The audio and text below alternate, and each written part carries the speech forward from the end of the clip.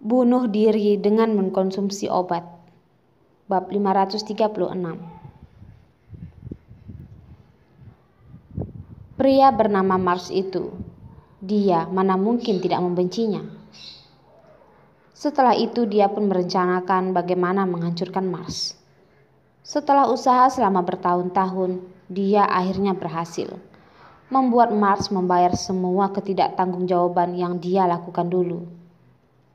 Tapi dia sudah membalas dendam, berhasil menghancurkan Mars, dan apa gunanya sekarang? Dia bahkan tidak bisa mendapatkan wanita yang dia cintai dan tidak bisa melindunginya. Tatapan Sue kembali melihat ke arah lift. Seperti Elisa masih berdiri di depan lift. Elisa membalikkan kepala melihatnya dan tersenyum. Sebenarnya, dia dan Mars adalah orang yang sama. Mereka adalah orang yang menghalalkan segala cara untuk mencapai hal yang mereka inginkan. Atau bisa dikatakan, Mars lebih baik darinya. Dulu, Mars masih bisa merangkai ucapan yang indah untuk membujuk ibunya. Tapi bagaimana dengannya? Jelas-jelas dia sangat ingin wanita itu menemani di sisinya. Tapi sekali demi sekali dia berkata dengan kejam padanya dan juga melakukan kekerasan padanya. Bahkan saat melakukan hubungan pria dan wanita, dia bahkan tidak bisa memberikan kelembutan pada wanita itu. Kenangan yang tertinggal di ingatan Elisa adalah kekerasan dan kata-kata kasar. Dia tahu Elisa membencinya, begitu membencinya dan berharap dia mati. Ya, dia akan segera mati. Setelah Elisa mengetahuinya sudah mati, Elisa pasti akan sangat senang. Dia berpikir Elisa pasti akan sangat senang. Awalnya dia berpikir ingin membiarkan Elisa melahirkan anaknya. Dengan begitu, Elisa tidak akan berpikir untuk melarikan diri lagi dan akan terus mengingatnya seumur hidup. Seperti ibunya, terus mengingat pria yang dulunya tidak bertanggung jawab itu. Tapi Elisa tidak bisa melahirkan anak lagi, tidak bisa melahirkan anak mereka lagi. Elisa tidak bisa hamil juga bukan salah orang lain. Kalau harus menyalahkan, hanya bisa menyalahkan dirinya. Saat itu dia mengetahui ada wanita yang menghamili anak keluarga Damares. Demi membuat keluarga Damares tidak memiliki keturunan, dia pun merangkai sebuah kecelakaan, membuat Elisa keguguran. Bahkan ke depannya tidak akan bisa hamil lagi. Dialah yang membunuh anak Elisa. Oleh karena itu, dia membuat Elisa tidak akan bisa memiliki anak lagi seumur hidupnya. Kenyataan selalu begitu kejam. Kejahatan ataupun kebaikan, semuanya pasti akan ada balasannya. Akhirnya dia malah jatuh cinta pada Elisa. Tidak ada anak juga tidak apa-apa. Kalau tidak ke depannya anak itu hanya akan memikirkan untuk balas dendam. Dia mungkin juga akan mati di tangan anaknya sendiri. Tapi dia tetap berharap mereka bisa memiliki anak, walaupun anak itu akan membencinya pada waktunya. Tuan muda, Paman Das, pergilah, tolong jaga dia. Tuan Su melambaikan tangan pada orang tua itu, masuk ke dalam ruangan dan menutup pintu. Presiden Carson, orang kita mengabarkan kalau Tuan Su sudah bunuh diri di kantornya dengan mengkonsumsi obat tidur. Sekretarisnya Tamara memberikan berkas pada Carson, lalu mundur beberapa langkah dan hanya menatap Carson. Bunuh diri? Jari Carson terbiasa memetik di meja. Tatapannya yang tajam tidak terlihat apa yang sedang dia pikirkan. Ya, Tamara menganggukkan kepala, lalu berkata lagi. Mayatnya barusan ditemukan. Kabarnya masih belum tersebar. Carson tidak menjawab. Suasana sangat tegang. Tamara berdiri di sana dan merasa canggung. Dia merasa ada hal yang tidak dia lakukan dengan benar dan membuat presdir mereka tidak senang. Tamara pun berkata, "Presdir Carson, kalau begitu kita suruh orang memastikan mayatnya. Tidak boleh ada kesalahan." Tuan Su bukanlah orang yang baik. Tuan Su juga ingin membunuhnya. Dia juga tidak pernah memikirkan untuk menyisakan jalan untuknya.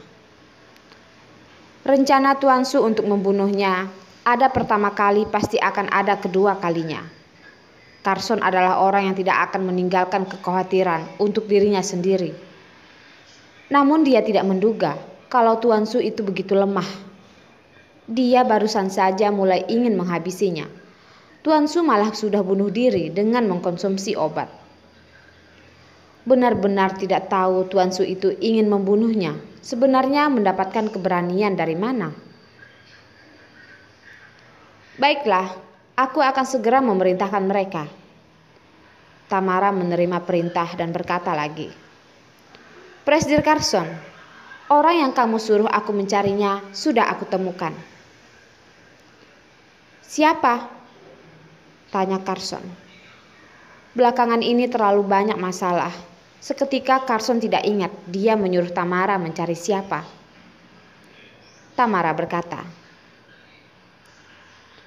"Kamu menyuruhku memperhatikan anak laki-laki yang berumur sekitar 10 tahun.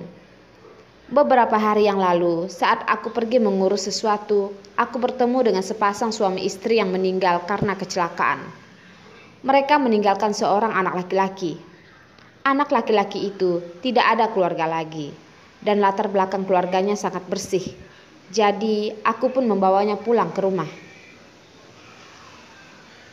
Kalau latar belakangnya tidak masalah, bawa dia untuk aku lihat," kata Carson. Mencari abang untuk Orilla, Carson pasti harus memastikan bagaimana Sisi dengan seksama.